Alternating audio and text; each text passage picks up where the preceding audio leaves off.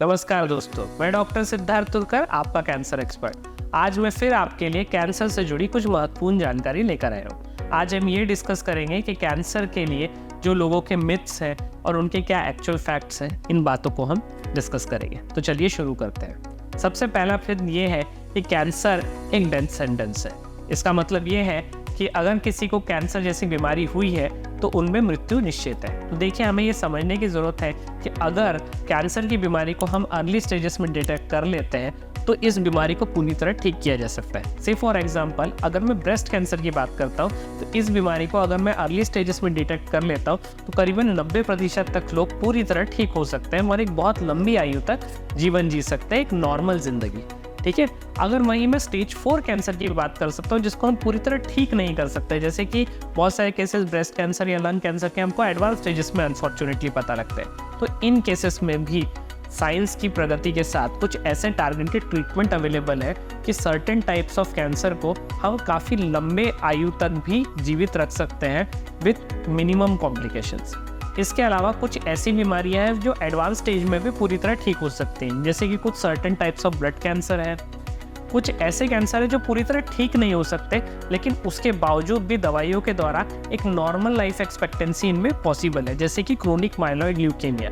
इस बीमारी में भी सिर्फ एक गोली के द्वारा मरीज को एक बहुत लंबी आयु तक हम एक नॉर्मल लाइफ एक्सपेक्टेंसी उनके लिए एक्सपेक्ट कर सकते हैं। दूसरा मिथ ये है कि अगर मैं नॉन स्मोकर हूँ तो मुझे में लंग कैंसर नहीं हो सकता है। तो देखिए, जो स्मोकर लोग हैं ऐसे में या जो धूम्रपान करते हैं ऐसे लोगों में कैंसर होने की पॉसिबिलिटी ज़्यादा होती है। लेकिन कुछ ऐसे भी लोग होते हैं जिनमें स्मोकिंग ना करने के बावजूद भी कैंसर डेवलप हो सकता है, और वो डेवलप इसलिए होता है क्योंकि कई बार सेकेंड हैंड स्मोक का एक्सपोजर हो रहा होता है, या दूसरी बात ये होती है कि उनके कुछ जेनेटिकली वो लोग ज़्यादा प्रीडिस्पोज्ड होते हैं इस प्रकार की बीमारियों के लिए।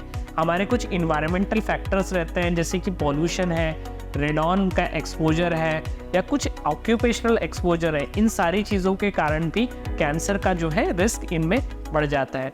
साथ ही में एक कॉमन रिस्क फैक्टर जो हर एक कैंसर के लिए एप्लीकेबल है कि हमारी एज का बढ़ना खुद एक रिस्क फैक्टर है किसी भी कैंसर के लिए। तो इस प्रकार की बीमारी स्मोकिंग ना करने के बावजूद भी कुछ लोगों में हो सकती है। तीसरा मिथ ये है कि कैंसर की बीमारी कॉन्टेजियस है, मतलब अगर एक इंसान को कैंसर की बीमारी हो गई है तो उस इंसान से किसी दूसरे इंसान को वो बीमारी फैल सकती है। तो देखिए, आपको समझने की ज़रूरत ये है कि कैंसर की बीमारी कोई इन्फेक्शन नहीं है। इन्फेक्शन किसी माइक्रो ऑर्गेनिज्म, बैक्टीरिया या वायरस की बीमारी नहीं है ना।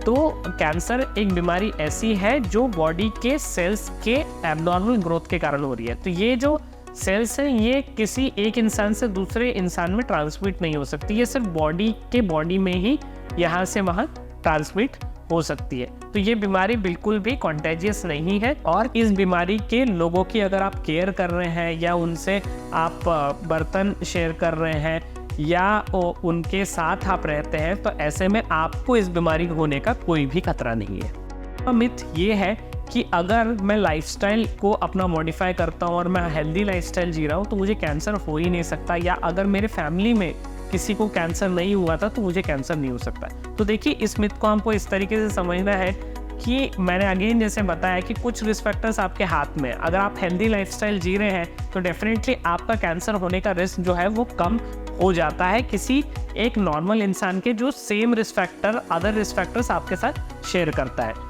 लेकिन मैंने आपको जैसे पहले भी बताया कि अगर आपकी एज बढ़ रही है तो एज बढ़ने के साथ साथ भी आपके कैंसर का रिस्क बढ़ता जाता है। तो ये इस प्रकार की बीमारी प्रिवेंशन के बाद भी पूरी तरह आप गारंटी से नहीं बोल सकते कि इस प्रकार की बीमारी आपको हो सकती है। ये बात बताने का उद्देश्य ये है कि आपको ये समझना ज़रूरी है कि अगर आप में ऐसे कोई लक्षण दिख रहे हैं, कोई गांठ दिख रही है जो बढ़ रही है, तो आपको डॉक्टर को जल्दी कंसल्ट करना है ताकि आपकी बीमारी आपको जल्दी पता लग सके। आप इस बात के लिए नहीं सोचते रहे कि मैंने कोई गलत काम नहीं किया है या मेरी लाइफस्टाइल बहुत अच्छी है तो ये बीमारी मुझे हो ही नहीं सकती।